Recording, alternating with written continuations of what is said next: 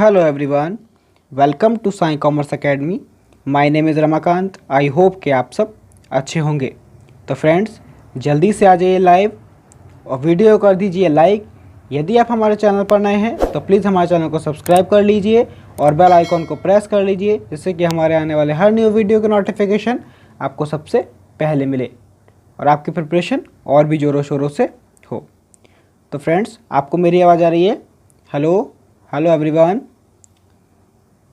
हाँ, तो फ्रेंड्स, जैसा कि आपको पता है कि हमने NT नेट एग्ज़ाम के लिए live mock test series start कर रखी है। आज ये हमारा हायर एजुकेशन का, जो कि हमारे पेपर फर्स्ट की यूनिट 10 है, डे थर्ड है, यानी कि लेक्चर थर्ड है आज हमारा। यदि आपने प्रीवियस 2 लेक्चर नहीं देखे तो आप हमारे प्लेलिस्ट में जाकर देख सकते हैं चैनल पर। और साथ साथ आपको बता दें कि हमने teaching aptitude, research aptitude, communication और ICT, इन चारों पर भी आपको 10 लेक्चर प्रोवाइड कर दिए हैं। ठीक है फ्रेंड्स, यदि आपने नहीं देखे तो जाके जरूर से देख लीजिएगा फ्रेंड्स। बहुत ही इंपॉर्टेंट क्वेश्चन है। अगर आप ये लगा लेंगे तो आपको प्रीवियस ईयर लगाने की क्वेश्चन की ज़रूरत नहीं पड़ेगी, क्योंकि हमने आपको उसमें 2004 से लेकर 2019 तक के क्वेश्चन जो है इंक्लूड कर दिए हैं। ठीक है फ्रेंड्स, तो आपको टेंशन लेने की ज़रूरत नहीं है। आप उन्हें जाकर लगाइए, आपको बहुत बेनिफिट मिलेगा। यदि आपका JRF नहीं हो पा रहा था किसी कारणवश, तो आपका JRF 100% श्योर हो जाएगा। ठीक है फ्रेंड्स, तो जाकर जरूर से लगाइएगा उन्हें और हमारे साथ डेली जुड़े रहिए। इसी तरह हम सारी यूनिट कवर अप करेंगे। ठीक है फ्रेंड्स, तो आइए लेक्चर स्टार्ट करते हैं। लेक्चर स्टार्ट करने से पहले आपको बता दूं कि आप इस लेक्चर को एक टेस्ट के रूप में लीजिएगा। अपने आंसर लगाते रहिएगा और लास्ट में जरूर बताइएगा कि आपके कितने क्वेश्चन सही हुए, ताकि हमें मालूम पड़े कि आपकी प्रिपरेशन कैसी चल रही है। ठीक है फ्रेंड्स, सभी फ्रेंड्स कमेंट बॉक्स में बताया करें। सब नहीं बताते, 2-4 बता के चले जाते हैं। अब हमें क्या पता कौन कौन लगा कर गया, मतलब कितने क्वेश्चन किसके सही गए, है ना। तो आप बताया करिए ज़रूर। और लेक्चर अच्छा लगे तो प्लीज़ लाइक कर देना। और हाँ, यदि आपको इनकी PDF चाहिए तो आप हमारे टेलीग्राम ग्रुप में जुड़ सकते हैं। टेलीग्राम में सर्च करें साई कॉमर्स अकेडमी, आपको हमारा टेलीग्राम ग्रुप मिल जाएगा। यही लोगो लगा है जो कि हमारे YouTube चैनल का है। ठीक है फ्रेंड्स, तो आइए लेक्चर स्टार्ट करते हैं विदाउट वेस्ट एनी टाइम। आइए फ्रेंड्स, आज भी हम आपके लिए 20 क्वेश्चन लेकर आए हैं। ठीक है, आज हम बात करेंगे 41 से लेके 60 तक। ठीक है फ्रेंड्स, लास्ट तक बने रहिएगा हमारे साथ।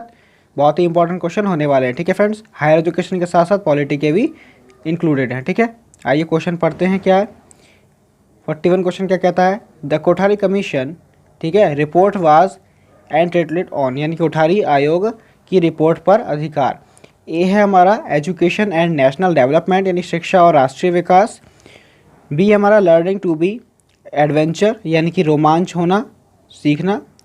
सी है हमारा डाइवर्सिफिकेशन ऑफ एजुकेशन, ठीक है, शिक्षा का विविधीकरण।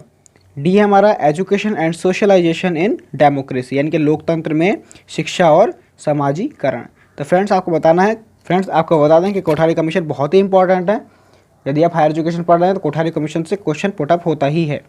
समझ रहे हैं आप मेरी बात? कोठारी कमीशन को अच्छे से याद कर लीजिएगा फ्रेंड्स। कोठारी कमीशन से 2019 में भी क्वेश्चन पुटअप हुआ था, जून में भी और दिसंबर वाले अटेम्प्ट में भी। ठीक है फ्रेंड्स, तो आपको बता दिया आपके नॉलेज के लिए। कोठारी कमीशन को बिल्कुल भी स्किप करके मत जाइएगा। ठीक है, आप इस क्वेश्चन को पढ़िएगा और अच्छे से लगाइएगा।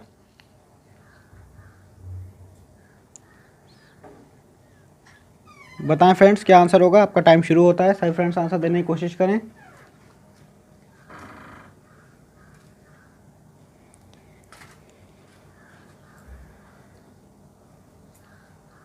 सभी आंसर दें प्लीज़। आई होप कि आपको सभी को ये आंसर पता होगा।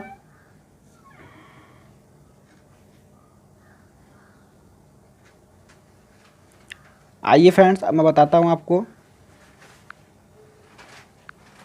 41 का आंसर है हमारा ए, एजुकेशन एंड नेशनल डेवलपमेंट। किस पर इस रिपोर्ट में क्या हुआ था? शिक्षा और राष्ट्रीय विकास, है ना, की रिपोर्ट पर अधिकार था। शिक्षा और राष्ट्रीय विकास, national and educational and national development. ठीक है फ्रेंड्स, आइए नेक्स्ट क्वेश्चन पर बढ़ते हैं।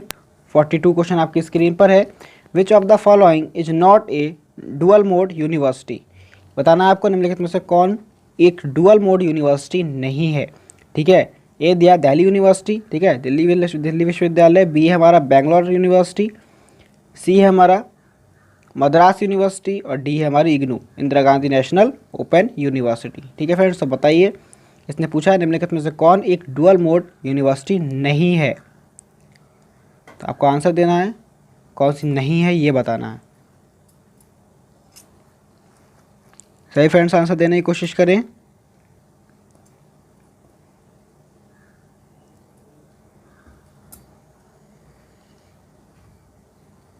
जल्दी बताएं फ्रेंड्स, आपका टाइम शुरू होता है।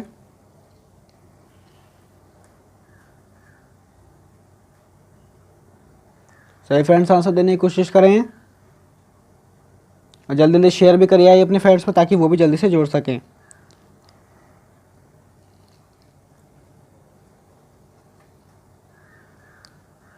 आइए फ्रेंड्स, तो मैं बताता हूँ आपको। 42 का हमारा आंसर है डी। क्या है फ्रेंड्स? इग्नू। इसने पूछा है which of the following is not A dual mode university, तो हमारा आ जाएगा इग्नू। ठीक है फ्रेंड्स, आइए नेक्स्ट क्वेश्चन पर बढ़ते हैं। 43 क्वेश्चन आपकी स्क्रीन पर है।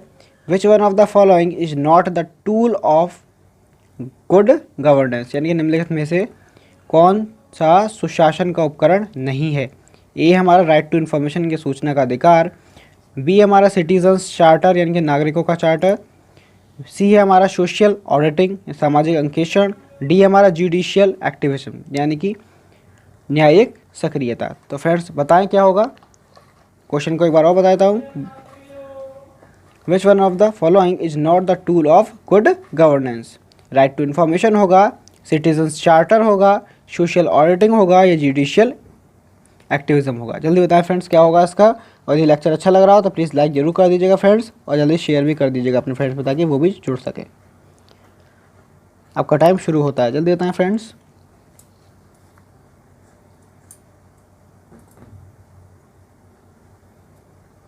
सभी आंसर देने की कोशिश करें। यदि चैनल पर नए हैं आज तो चैनल को सब्सक्राइब कर लीजिएगा और टेलीग्राम ग्रुप में ऐड हो जाइए।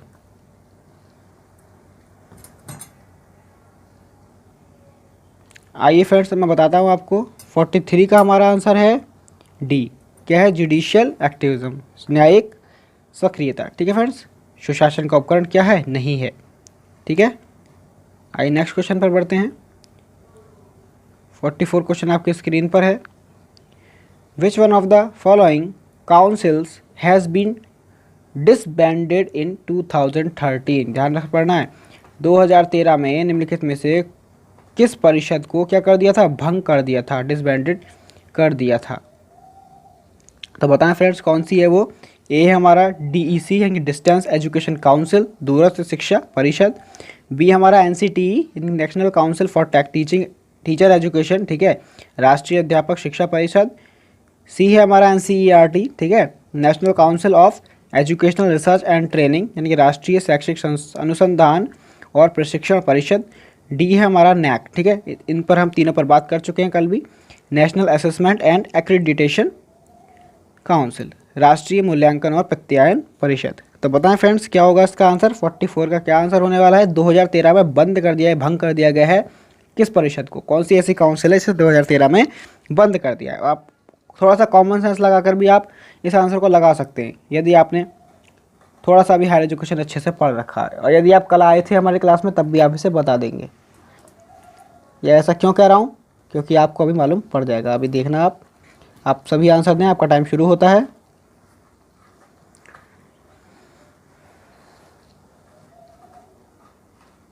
सभी आंसर देने की कोशिश करें। आंसर सभी लोग दिया करिए, समझ रहे मेरी बात? हाँ, सभी आंसर दें।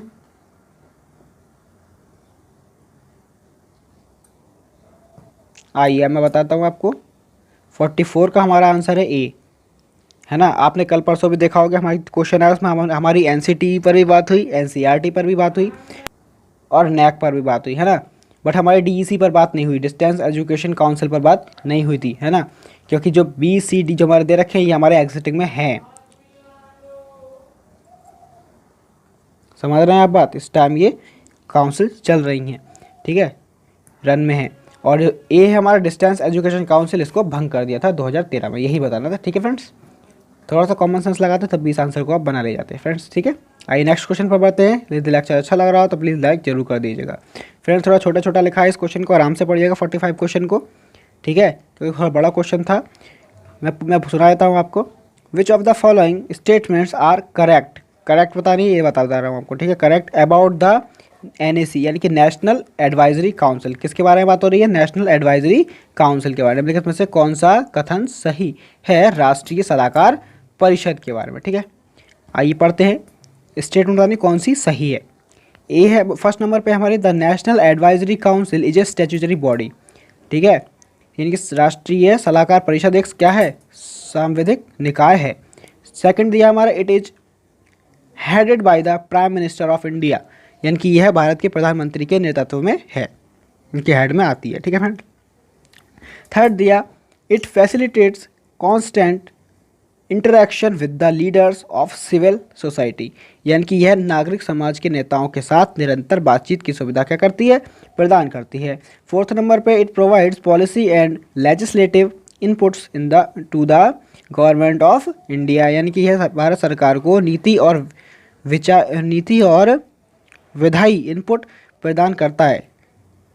कोड आपकी स्क्रीन पर है, आप देख लीजिएगा। ए में क्या है, बी में क्या है, सी में क्या है, डी में क्या है, आपको बता देता हूँ मैं। ए में दिया फर्स्ट सेकंड थर्ड सही है, बी में दे दिया सेकंड थर्ड फोर्थ सही है, सी में कह दिया फर्स्ट थर्ड और फोर्थ सही है, और डी में कह दिया थर्ड एंड फोर्थ सही है। तो कोड अच्छे से देखिएगा और आंसर लगाइएगा। 4 स्टेटमेंट अच्छे से पढ़ लीजिएगा, वैसे मैंने आपको पढ़ा दी। आपका टाइम शुरू होता है फ्रेंड्स।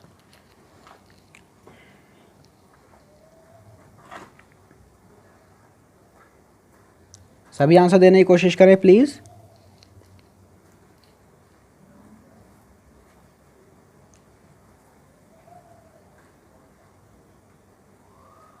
सभी आंसर दें। यदि लेक्चर अच्छा लग रहा है तो फिर लाइक कर दीजिएगा। आइए मैं बताता हूँ आपको। 45 का हमारा आंसर है डी। क्या है फ्रेंड्स? थर्ड और फोर्थ हमारी स्टेटमेंट क्या है? सही है। इसने यही तो पूछा था कौन सी सही है। आइए देखते हैं थर्ड और फोर्थ क्या कहती है। थर्ड में कहा गया, it facilitates constant interaction with the leader of civil society, ठीक है। और फोर्थ में कहा गया, it provides policy and legislative inputs to the government of India. ये हमारे दोनों सही है, ठीक है फ्रेंड्स। आइए नेक्स्ट क्वेश्चन पर बढ़ते हैं। 46 क्वेश्चन आपकी स्क्रीन पर है। आइए पढ़ते हैं क्या है। The power of the supreme court, किसकी? सुप्रीम कोर्ट ऑफ इंडिया, है ना, टू डिसाइड डिस्प्यूट्स बिटवीन 2 और मोर स्टेट्स, किसमें? 2 और more states fall under it, यानी कि 2 या अधिक राज्यों के बीच विवादों को तय करने के लिए भारत के सर्वोच्च न्यायालय की शक्ति इसके अंतर्गत आती है। किसके अंतर्गत आती है? ए हमारा एडवाइजरी ज्यूरिडिक्शन, ठीक है, सलाहकार क्षेत्राधिकार में। बी हमारी एपिलेट ज्यूरिडिक्शन, यानी कि अपीलीय क्षेत्राधिकार। सी हमारा ओरिजिनल ज्यूरिडिक्शन, यानी कि मूल अधिकार क्षेत्र। डी हमारा रिट ज्यूरिडिक्शन, यानी कि अधिकार क्षेत्र। तो सही फ्रेंड्स आंसर देने की कोशिश करें, क्या होगा इसका आंसर? क्वेश्चन पढ़ के बता देता हूँ आपको मैं एक बार। The power of the supreme court of the India to decide disputes between 2 और more states fall under it, ठीक है। 2 या अधिक राज्यों के बीच विवादों को तय करने के लिए भारत का सर्वोच्च न्यायालय की शक्ति इसके अंतर्गत आती है। किसके अंतर्गत आती है? 4 ऑप्शन आपकी स्क्रीन पर हैं, अच्छे से पढ़ के आंसर लगाइएगा, ठीक है फ्रेंड्स। मुझे आपके आंसर का इंतजार है। आपका टाइम शुरू होता है।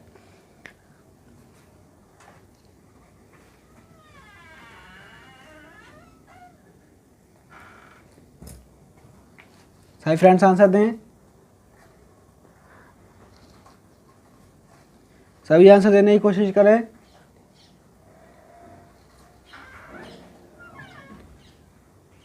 आइए फ्रेंड्स मैं आपका अपना आंसर बताता हूँ। 46 का आंसर है हमारा सी। क्या है? ओरिजिनल ज्यूरिडिक्शन, मूल अधिकार क्षेत्र, ठीक है फ्रेंड्स। आइए नेक्स्ट क्वेश्चन पर बढ़ते हैं। 47 क्वेश्चन आपकी स्क्रीन पर है, ध्यान से पढ़िएगा।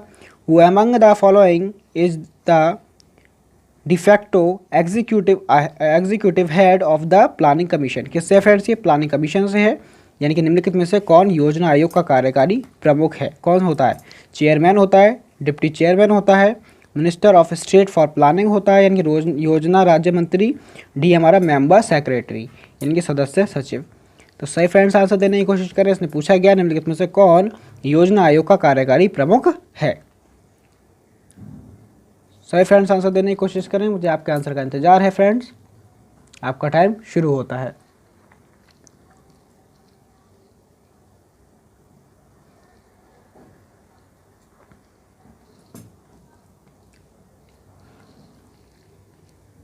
सभी आंसर दें।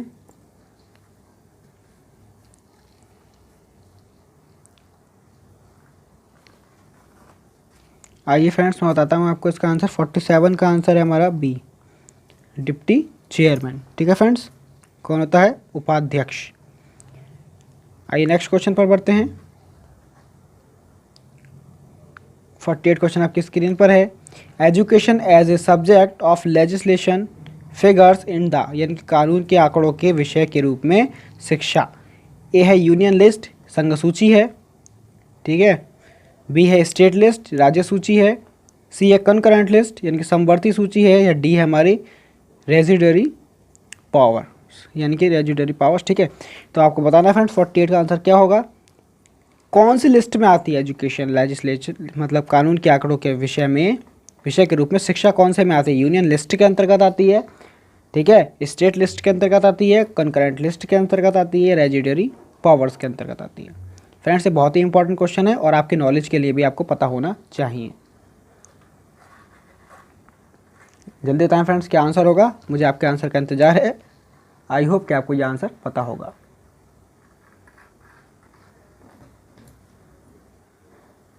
सभी आंसर दें, आपका टाइम शुरू होता है।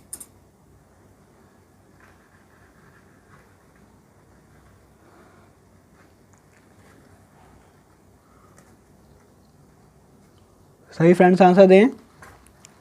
आइए मैं बताता हूँ आपको। 48 का हमारा आंसर है सी। कौन सी लिस्ट में आता है फ्रेंड्स? कंकरेंट लिस्ट में आता है। आपको हमेशा के लिए याद रखना है, ठीक है।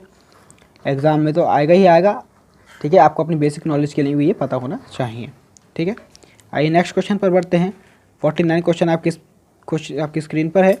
Which of universities has adopted the Meta university concept?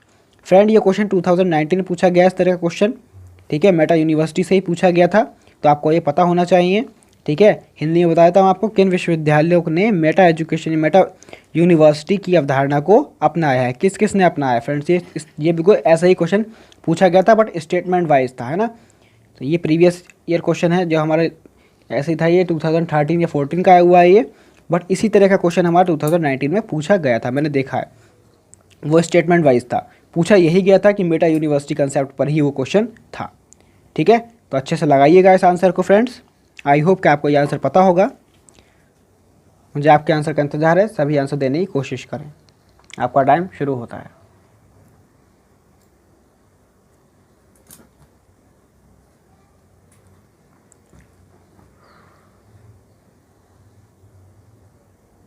सभी फ्रेंड्स आंसर दें। फ्रेंड्स, यदि लेक्चर अच्छा लग रहा है तो प्लीज़ लाइक कर दीजिएगा, अपने फ्रेंड सर्कल में शेयर कर दीजिएगा। और यदि चैनल पर नए हैं, आए हैं आज, तो चैनल को सब्सक्राइब कर लीजिएगा। आइए फ्रेंड्स, मैं आपको आंसर बताता हूँ इसका। 49 का हमारा आंसर है बी, क्या है? दिल्ली यूनिवर्सिटी। आपको ध्यान रखना है, मेटा एजुकेशन कंसेप्ट को किसने अपनाया? दिल्ली यूनिवर्सिटी ने अपनाया था, ठीक है फ्रेंड्स। आइए नेक्स्ट क्वेश्चन पर बढ़ते हैं। ये आपको पता होना चाहिए कि जो हमारे मेटा यूनिवर्सिटी कंसेप्ट था, किसने अपनाया था, किसने अडॉप्ट किया था? दिल्ली यूनिवर्सिटी ने, ठीक है। इसको रट लीजिएगा अच्छे से, ठीक है। रट के भी काम चल जाएगा। स्टेटमेंट में आएगा तो ध्यान तो आ जाएगा कि हाँ किसने अपनाया था? दिल्ली यूनिवर्सिटी ने, ठीक है फ्रेंड्स। आइए नेक्स्ट क्वेश्चन पर बढ़ते हैं। 50 क्वेश्चन आपकी स्क्रीन पर है फ्रेंड्स। आइए पढ़ते हैं क्या है फ्रेंड्स। यूजीसी का है। Which of the following institution are empowered to confirm और grant degree under the UGC act 1956, यानी कि यूजीसी अधिनियम 1956 के तहत निम्नलिखित में से कौन सी संस्था को, ध्यान से पढ़िएगा, कौन से इंस्टीट्यूशन को डिग्री प्रदान करने या अनुदान देने का अधिकार है, ठीक है। आइए पढ़ते हैं किसे है। ए है हमारा a university established by an act of parliament, यानी कि संसद के अधिनियम द्वारा स्थापित कोई एक विश्वविद्यालय, ठीक है फ्रेंड्स, ध्यान से पढ़िएगा। बी है हमारा a university established by an act of legislature, ठीक है, विधानमंडल के एक अधिनियम द्वारा स्थापित एक विश्वविद्यालय।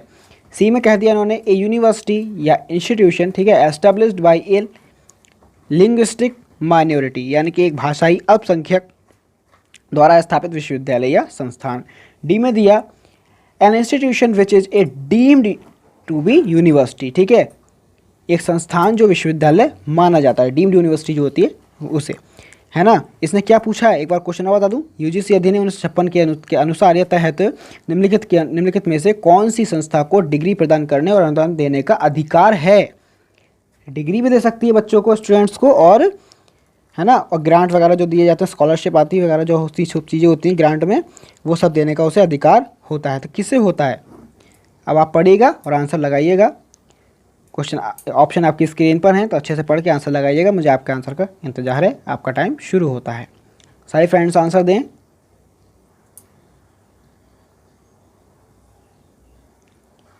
सही फ्रेंड्स आंसर देने की कोशिश करें। आई होप कि आपको इसका आंसर पता होगा।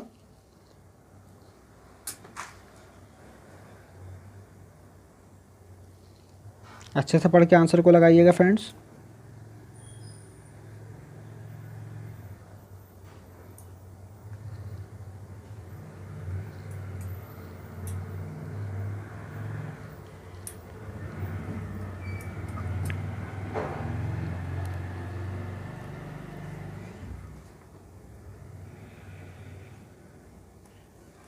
आइए मैं बताता हूँ आपको। अब 50 का आंसर है हमारा सी।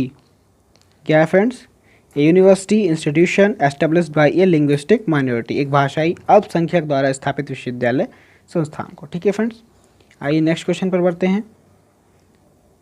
51 क्वेश्चन आपकी स्क्रीन पर है फ्रेंड्स, बहुत ही इंपॉर्टेंट क्वेश्चन, और इससे हमारा कल भी ये क्वेश्चन आ गया था। यदि आपने वो लगाया होगा अच्छे से तो आप इसको चुटकी बजा के बना के ले जाएंगे।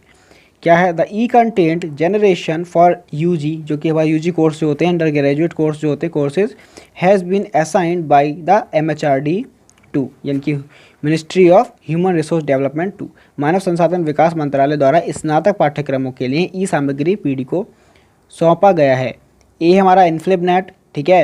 बी है हमारा कंसोर्टियम फॉर एजुकेशनल कम्युनिकेशन, यानी कि शैक्षिक संचार के लिए कंसोर्टियम। सी है हमारा नेशनल नॉलेज कमीशन, राष्ट्रीय ज्ञान आयोग।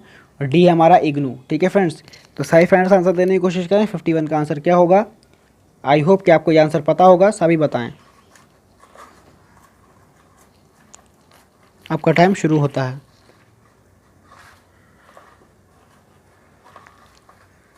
सभी आंसर दें प्लीज़।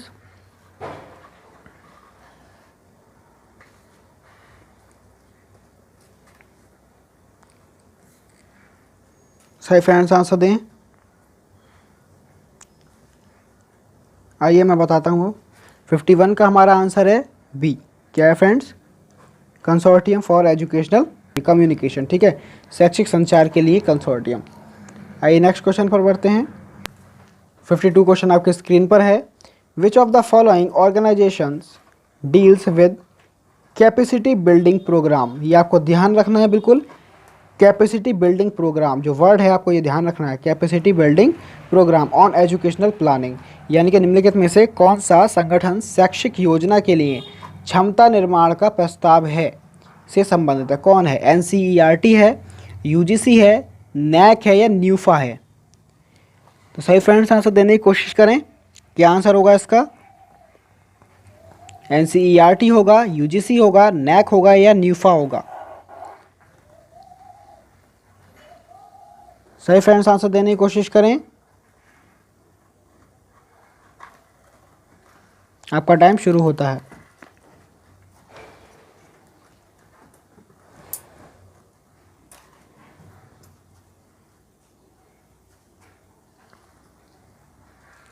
सभी आंसर दें प्लीज।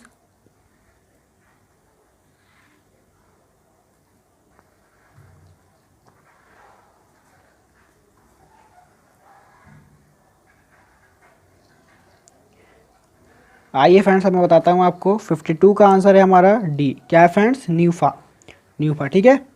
ये आपको वर्ड ध्यान रखना है, कैपेसिटी बिल्डिंग प्रोग्राम, ठीक है। क्षमता निर्माण का प्रस्ताव है, मतलब किस में, न्यूफा में, ठीक है। आपको ध्यान रखना है। आइए नेक्स्ट क्वेश्चन पर बढ़ते हैं। ये मैचिंग से क्वेश्चन है फ्रेंड्स, करंट अफेयर का था तो मैं ले आया, आपको पता होना चाहिए, ठीक है। ए है हमारा वर्ल्ड हेल्थ डे कब मनाया जाता है, ठीक है। बी है हमारा वर्ल्ड पॉपुलेशन डे, सी हमारा वर्ल्ड ओजोन डे और डी हमारा वर्ल्ड एड्स डे। कोड आपकी स्क्रीन पर है, ठीक है। दे रखा, डेट्स आपको दे रखी हैं, तो आपको बताना है फ्रेंड्स। सही बताने की कोशिश करें, मुझे आपके आंसर का इंतज़ार है।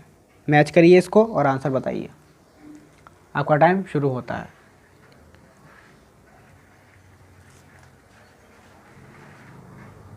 सभी आंसर दें प्लीज़ जल्दी से। और डेली इसी तरह के क्वेश्चन एमसीक्यू लगाने के लिए, क्यूज़ में आने के लिए डेली से आ जाया करिए अपने आप 11 बजे। और टेलीग्राम ग्रुप में जुड़ जाइए, कभी कभी लेट भी हो जाती है क्लास तो आपको नोटिफिकेशन मिल जाया करेगा। ठीक है फ्रेंड्स, तो टेलीग्राम ग्रुप में जुड़ना ज़रूरी है, टेलीग्राम ग्रुप में जुड़ जाइएगा। सभी आंसर देने की कोशिश करें जल्दी से। और रात को डेली 10 बजे ग्रुप में डिस्कशन चलता है एमसीक्यूज़ पर, वहाँ पर भी आने की कोशिश किया करिए। सभी स्टूडेंट्स आते हैं वहाँ पर, आप भी आया करिए। इस टाइम रीजनिंग के क्वेश्चन चल रहे हैं वहाँ पर, आकर देखिए। ठीक है फ्रेंड्स, आइए मैं बताऊँ आपको इसका आंसर क्या है। 53 का आंसर है हमारा बी। क्या है फ्रेंड्स? बी। कैसे है अब देखते हैं। ए में दिया है इन्होंने 4th, यानी कि वर्ल्ड हेल्थ डे। इससे हमारा मिलेगा, किससे मिलेगा? 4 से 7 अप्रैल। ठीक है। बी का दिया इन्होंने 3rd, यानी कि वर्ल्ड पॉपुलेशन डे हमारा 11 जुलाई को। ठीक है, ध्यान रखिएगा। सी हमारा वर्ल्ड ओजोन डे, ये हमारा मिल गया 16 सितंबर। ठीक है। और वर्ल्ड हेल्थ एड्स डे हमारा जो है 1 दिसंबर। ये तो अधिकतर सबको पता ही होगा, वर्ल्ड एड्स डे जो है हमारा 1 दिसंबर को मनाया जाता है, तो आप उससे भी देख सकते थे। ठीक है, यहाँ पर भी देख सकते थे आपकी वर्ल्ड एड्स डे जो है हमारा 1 दिसंबर दिया है, 2nd में दिया है, तो 2nd हमारा केवल बी में ही दिया है, आप देख सकते थे, तो इसे भी लगा सकते थे आप। अधिकतर सभी स्टूडेंट्स को वर्ल्ड एड्स डे तो पता ही होता है, जो कि हमारा 1 दिसंबर को मनाया जाता है ना, तो वो हमारा एक ही में था, बी में। आप ऐसे भी लगा सकते थे, फालतू इधर टाइम वेस्ट करने की ज़रूरत नहीं थी। ठीक है फ्रेंड्स, तो आइए नेक्स्ट क्वेश्चन पर बढ़ते हैं। ये फ्रेंड्स स्टेटमेंट से क्या दिया है, ये किसने बोलिए? Education is the manifestation of perfection already in man, यानी वाज स्टेटेड बाय। शिक्षा मनुष्य में पहले से ही पूर्णता का प्रकटीकरण है। ये किसने कहा है? महात्मा गांधी जी ने, ठीक है, आर.एन. टैगोर ने, स्वामी विवेकानंद ने, या श्री अरबिंदो ने। सही फ्रेंड्स आंसर देने की कोशिश करें फ्रेंड्स। ये हमारा टीचिंग एप्टीट्यूड की तरफ भी चला जाता है और हमारा हायर एजुकेशन में भी आ जाता है। ठीक है, किसी में भी आप इसे मान सकते हैं। आपको तो एग्ज़ाम एक साथ ही देना है सभी यूनिट्स का, तो आप इसे लगाइए। ठीक है फ्रेंड्स, क्या आंसर होगा आप मुझे जल्दी से बताइए। आपके आंसर का इंतज़ार है, आपका टाइम शुरू होता है। सही फ्रेंड्स आंसर देने की कोशिश करें।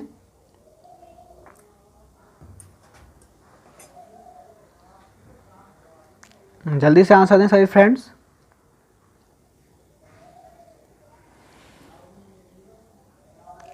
सभी आंसर दें प्लीज़।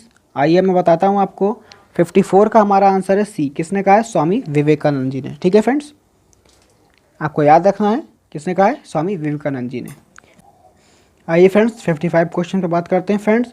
ये हमारा रूसा से है फ्रेंड्स, इससे क्वेश्चन काफ़ी पुटअप होते हैं, इसको आप अलग से भी पढ़ लीजिएगा, पूरा टॉपिक इसको अच्छे से क्लियर कर लीजिएगा अपने माइंड में। ठीक है फ्रेंड्स, हाँ, क्योंकि इससे क्वेश्चन पुटअप होते हैं। 2019 में भी इससे क्वेश्चन पुटअप हुए हैं। आइए पढ़ते हैं क्या है। Which of the following are the objective of RUSA. RUSA की फुल फॉर्म भी पता होनी चाहिए आपको, इसको आप लिख लीजिएगा अपने पास। रूसा की फुल फॉर्म है राष्ट्रीय उच्चतर शिक्षा अभियान। क्या है? राष्ट्रीय उच्चतर शिक्षा अभियान। तो आपको याद रखना निम्नलिखित में से कौन सा उद्देश्य रूसा का क्या कहा गया है? रूसा का है। तो बताना है आपको। ए है हमारा to improve the overall quality of state institution. राज्य संस्थानों की समग्र गुणवत्ता में सुधार करना। ठीक है, ध्यान से पढ़िएगा। बी हमारा to ensure adequate availability of quality faculty, यानी कि गुणवत्ता संकाय की पर्याप्त उपलब्धता सुनिश्चित करना। सी है हमारा to create new institution through upgradation of existing autonomous college, यानी कि मौजूदा स्वायत्त कॉलेजों के उन्नयन के माध्यम से नए संस्थान बनाना। डी हमारा to downgrade universities with poor infrastructure into autonomous college. स्वायत्त कॉलेजों के खराब बुनियादी ढांचे के साथ विश्वविद्यालयों को क्या करना? अपग्रेड करने के लिए। ठीक है फ्रेंड्स, तो आपको कोड आपके स्क्रीन पर दे रखे हैं A B C D। ठीक है, अच्छे से पढ़िएगा और लगाइएगा। सही फ्रेंड्स आंसर देने की कोशिश करें। ए में दिया है A B C and D यानी कि चारों सही हैं। बी में दिया है ए बी सी सही है केवल। सी में कहा गया है ए सी डी सही है और डी में कहा गया है ए बी डी सही है। तो अच्छे से पढ़ के आंसर लगाइएगा, मुझे आपके आंसर का इंतजार है। सही फ्रेंड्स आंसर देने की कोशिश करें। आई होप कि आपको इसका आंसर पता होगा। जल्दी से बताएं फ्रेंड्स 55 का आंसर क्या होने वाला है। सभी आंसर दें। यदि लेक्चर अच्छा लग रहा हो तो प्लीज़ लाइक कर दीजिएगा। सही फ्रेंड्स बताएं क्या आंसर होगा इसका, अच्छे से पढ़ के बताइएगा। रूसा का उद्देश्य बताना है आपको, राष्ट्रीय उच्चतर शिक्षा अभियान। सही बताएं फ्रेंड्स।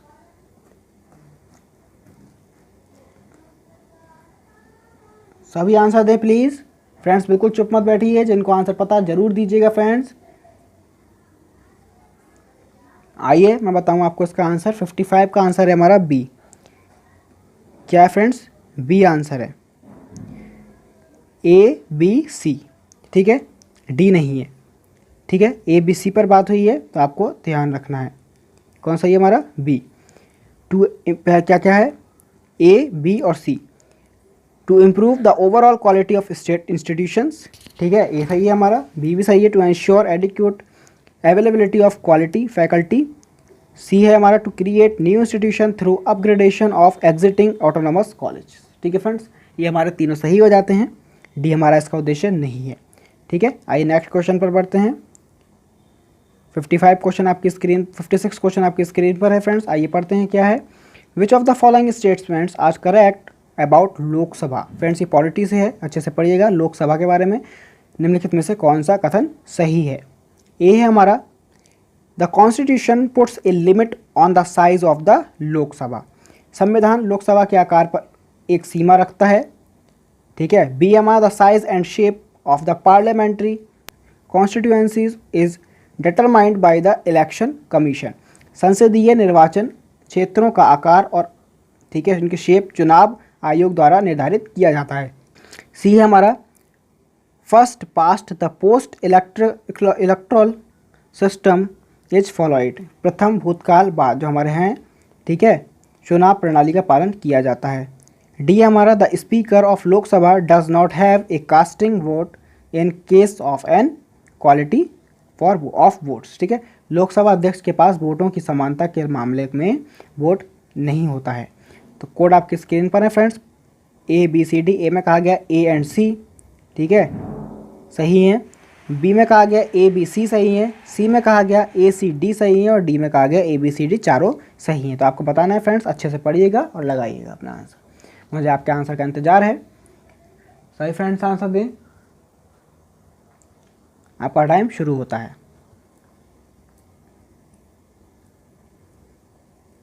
सभी आंसर देने की कोशिश करें फ्रेंड्स। मेरे चैनल पर नए आए हैं आज तो चैनल को सब्सक्राइब कर लीजिएगा और टेलीग्राम ग्रुप में ऐड हो जाइएगा। जल्दी से बताएं फ्रेंड्स क्या आंसर होगा इसका। सही फ्रेंड्स 56 का आंसर देने की कोशिश करें।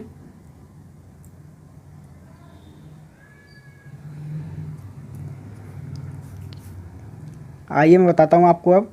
56 का हमारा आंसर है ए और सी हमारा सही है। ठीक है फ्रेंड्स, ए में कहा गया the constitution puts a limit on the size of the Lok Sabha.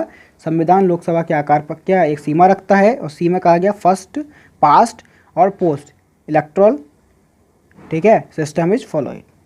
ठीक है, जो प्रथम भूतकाल और बाद में वाली जो हमारी चुनाव प्रणाली का पालन किया जाता है। ठीक है फ्रेंड्स, आइए नेक्स्ट क्वेश्चन पर बढ़ते हैं। 57 क्वेश्चन आपकी स्क्रीन पर है। क्या है?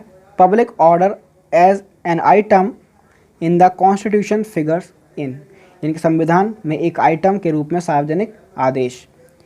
द यूनियन लिस्ट, ठीक है, संघ सूची। द स्टेट लिस्ट, राज्य सूची। द कंकरेंट लिस्ट, समवर्ती सूची। और डी हमारा वही द रेजिडरी पावर्स। तो बताएं फ्रेंड्स क्या पूछा गया है। देखिए फ्रेंड्स, इससे हमारे 2 क्वेश्चन पुटअप हो चुके। ठीक है, सेम तो नहीं है बट हमारे ऐसे ही थे। अभी हमने किस पर बात करी थी? एजुकेशन पर बात करी थी, है ना। तो वो किससे थी? कंकरेंट लिस्ट से थी। अब आपको बताना है पब्लिक ऑर्डर, जो पब्लिक ऑर्डर है ना, वो कॉन्स्टिट्यूशन में किस फिगर में है। तो आपको बताना है किस तरह से, मतलब किस रूप में है। यूनियन लिस्ट के रूप में है, स्टेट लिस्ट में है, कंकरेंट लिस्ट में है या रेजिडरी पावर के रूप में। तो आपको बताना है फ्रेंड्स सही फ्रेंड्स आंसर देने की कोशिश करें, मुझे आपके आंसर का इंतजार है।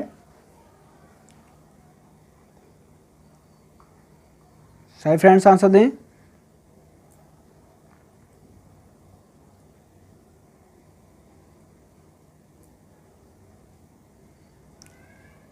सभी आंसर देने की कोशिश करें फ्रेंड्स। आइए मैं बताता हूँ, 57 का हमारा आंसर है बी। किस में आता है? स्टेट लिस्ट में आता है। ठीक है फ्रेंड्स, आपको ध्यान रखना है। एजुकेशन किस में थी? कंकरेंट लिस्ट में, यानी कि समवर्ती सूची में थी। पब्लिक ऑर्डर किस रूप में है? स्टेट लिस्ट में है। ठीक है फ्रेंड्स, आइए नेक्स्ट क्वेश्चन पर बढ़ते हैं।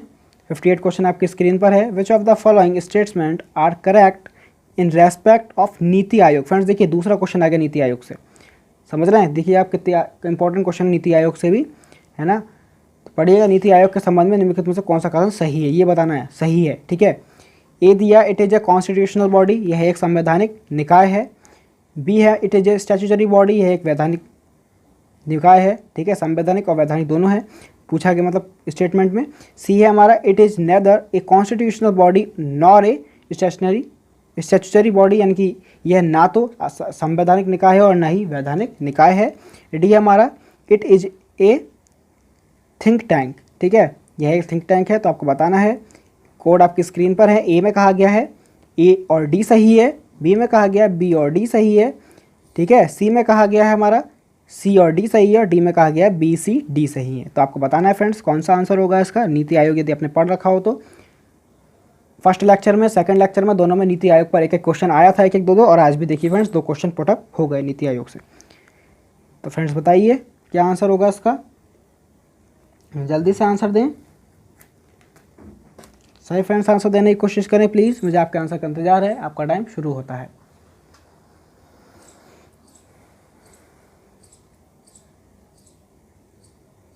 सभी आंसर दें प्लीज़। अगर लेक्चर अच्छा लग रहा हो तो फिर लाइक कर दीजिएगा, क्योंकि आपको पता है आपकी तरफ से हमें एक लाइक ही जो मिलता है। सभी फ्रेंड्स आंसर दें प्लीज़।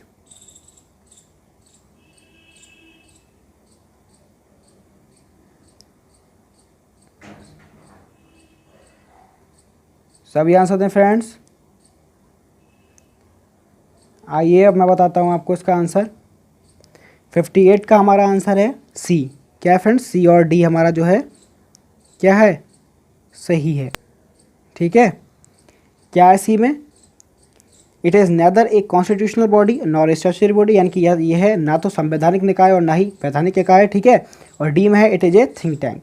ये दोनों क्या हमारे सही हैं। ठीक है फ्रेंड्स, तो आपको याद रखना है। आइए नेक्स्ट क्वेश्चन पर बढ़ते हैं। 59 क्वेश्चन आपकी स्क्रीन पर है फ्रेंड्स, ये भी थोड़ा बड़ा सा, अच्छे से पढ़िएगा। Which of the following are the fundamental duties. ठीक है, मौलिक कर्तव्य पर पूछा गया है, तो अच्छे से पढ़ के आंसर लगाइएगा। ए में क्या आ गया? To respect the national flag. ठीक है, राष्ट्रीय ध्वज का सम्मान करना। बी हमारा, to protect and improve the natural environment, यानी कि प्राकृतिक पर्यावरण की रक्षा और सुधार के लिए। सी हमारा, for a parents to provide opportunities for education to his her child. ठीक है, माता पिता के लिए अपने बच्चे को शिक्षा के अवसर प्रदान करना। और डी हमारा, to protect monuments and places of national importance, स्मारकों और राष्ट्रीय महत्व के स्थानों की रक्षा करना। तो फ्रेंड्स काफ़ी इजी सा क्वेश्चन है, मुझे नहीं लगता फ्रेंड्स बेसिक सा क्वेश्चन नहीं, बट हमारे एग्जाम में आया हुआ है, तो आपको लगाना है। कोर्स आपके स्क्रीन पर है। ए में कहा गया ए बी सी सही है। ठीक है, मतलब ए बी सी हमारे जो हैं फंडामेंटल ड्यूटीज़ हैं। बी है हमारा ए बी डी है। सी हमारा ए सी डी है, और डी में कहा गया ए बी सी डी चारों हैं। तो सभी फ्रेंड्स आंसर देने की कोशिश करें, क्या आंसर होगा इसका। आई होप कि ये तो आप सभी को आपका आंसर पता ही होगा। तो मुझे आपके आंसर का इंतजार है, आपका टाइम शुरू होता है।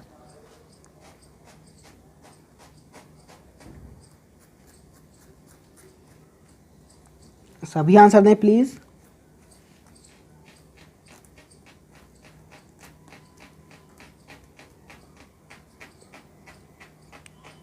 सही फ्रेंड्स आंसर देने की कोशिश करें।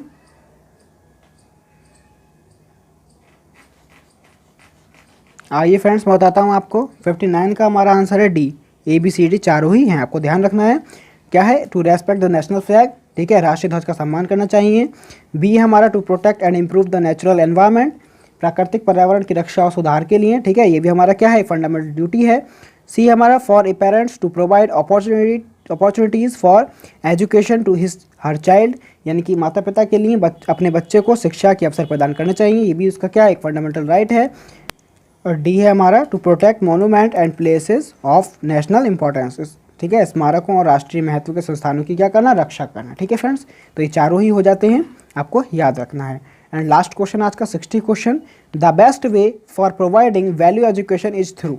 ठीक है फ्रेंड्स, देखिए कल भी परसों भी, ठीक है, और आज हमारा जो थर्ड लेक्चर हुआ तो इसमें भी हमारे वैल्यू एजुकेशन पर बात हो रही है ना, ये हमारे सिलेबस में भी इंक्लूड है, तो आप देख सकते हैं वैल्यू एजुकेशन से हर बार क्वेश्चन पुटअप हो रहा है।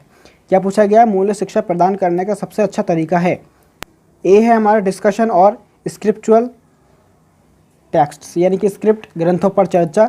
बी है हमारा लेक्चर डिस्कोर्स ऑन वैल्यूज़, मूल्यों पर व्याख्यान प्रवचन। सी हमारा सेमिनार्स सिम्पोजिया ऑन वैल्यूज़, यानी कि मूल्यों पर संगोष्ठी। ठीक है। डी है हमारा mentoring reflection sessions on values, मूल्यों पर सलाह चिंतनशील सत्र। ठीक है फ्रेंड्स, तो सही फ्रेंड्स आंसर देने की कोशिश करें, क्या आंसर होगा इसका।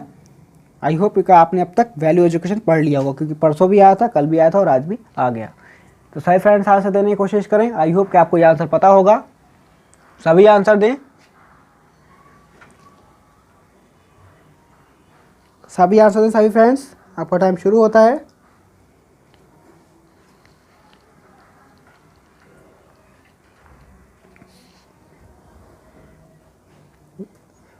फ्रेंड्स ये लेक्चर अच्छा लग रहा हो तो प्लीज़ लाइक कर दीजिएगा। सभी आंसर दें। आइए मैं बताता हूँ आपको, 60 का आंसर है हमारा B, lecture discourse on values. ठीक है, मूल्यों पर व्याख्यान प्रवचन। क्या है ये हमारा एक वैल्यू एजुकेशन का अच्छा तरीका है। ठीक है फ्रेंड्स, तो फ्रेंड्स कैसा लगा आपको आज का लेक्चर, कमेंट बॉक्स में ज़रूर अपना फीडबैक दीजिएगा।